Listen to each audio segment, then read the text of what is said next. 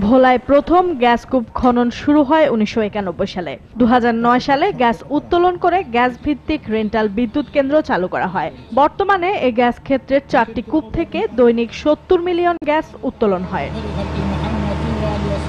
গত বছর একটি জরিপে বলা হয় ভোলায় পর্যাপ্ত পরিমাণ গ্যাস মজুদ আছে। তারই ধারাবাহিকতায় গ্যাসের প্রকৃত মজুদ নিশ্চিত করতে জেলার বোরহানউদ্দিন উপজেলার মুলাইপত্তন গ্রাম ও ভেদুরিয়া এলাকায় দুটি অনুসন্ধান গ্যাস কূপ খনন করার সিদ্ধান্ত নেওয়া হয়। এটা দিয়ে এখানে উন্নয়ন হবে, ভালো ভালো কাজ করবে, ফ্যাক্টরি হবে, এটি তো আমরা আশা করি। এই অনুসন্ধান কূপ থেকে যদি গ্যাস পাওয়া যায় তাহলে ভোলায় নতুন করে শিল্প কারখানা গড়ে তুলবে।